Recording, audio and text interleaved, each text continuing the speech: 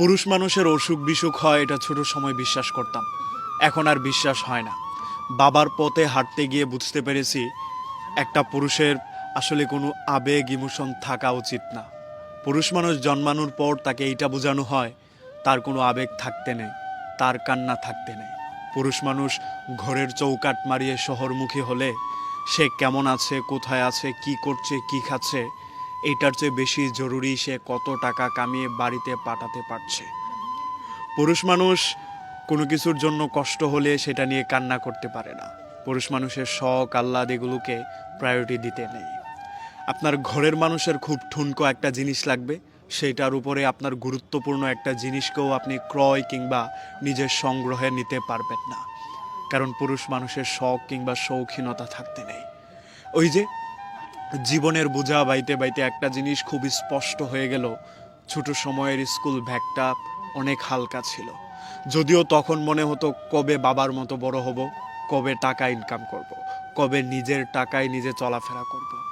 Income করতে গিয়ে বুঝলাম বাবা একটা টাকা কামাতে কতটা ঘাম ঝরাতে হয়েছিল। সেই থেকে নিজের টাকায় একটা কানাকড়ি কিছু কিনতেও ইচ্ছা হয় না। যদিও একটা সময় বাবার টাকায় জাহাজ কিনে ফেলার ইচ্ছা হতো। এই যে স্বপ্ন কিংবা বেঁচে থাকার বাস্তবতায় আমরা পুরুষ মানুষ এটা খুব ভালো করেই বুঝতে পারি, নিজের ভালো থাকার আগে পরিবার কিংবা ফ্যামিলির মানুষের ভালো থাকার দায়িত্বটা নিতে হয়। নিজের ভালো থাকা হোক কিংবা না হোক, ফ্যামিলির মানুষকে ভালো রাখতে হয়। পুরুষ মানুষ কিংবা পুরুষত্ব আমাকে একটা জিনিস খুব ভালো করে বুঝিয়ে দিয়েছে, তুমি খাও বা না খাও, ঘরের মানুষের দায়িত্ব তোমাকে নিতে হবে। পুরুষ তুমি হাসো আর না হাসো, প্রিয় মানুষের জন্য তোমার রাত জেগে হলেও পরিশ্রম করে টাকা ইনকাম করতে হবে। তোমার অসুস্থতা, তোমার রোগ সব কিছুই তোমার কালো মানিব্যাগ। যেই পুরুষের কালো মানিব্যাগ যত ভারী, সেই পুরুষের সুস্থতার পরিমাণও তত বেশি। সেই পুরুষই সমাজে প্রতিষ্ঠিত কিংবা মেরুদণ্ড সোজা করে দাঁড়াতে পারে যার মানিব্যাগটা যত ভারী থাকে। সমাজে পুরুষের মানিব্যাগ ভারী না হলে কেউ গুরুত্ব দিয়ে কথাটাও বলতে চায় না।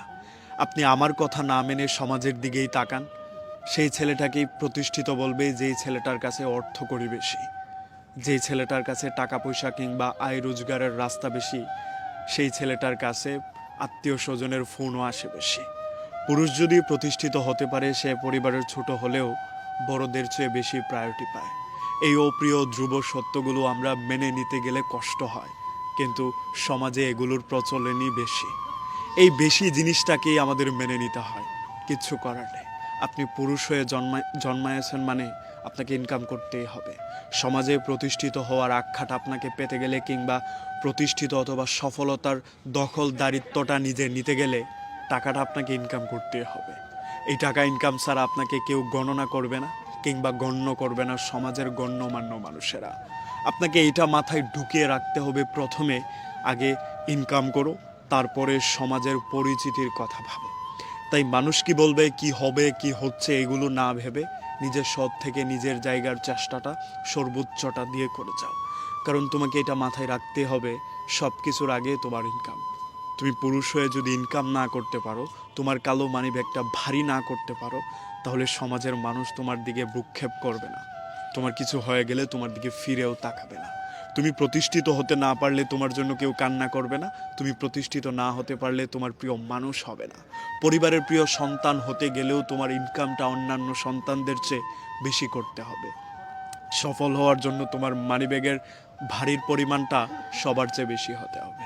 আমাদের এই সমাজের গড় আয়ুর পাল্লায় এখন মানিব্যাগের ওজনটাকেই সবচেয়ে বেশি প্রাধান্য দিতে হয়।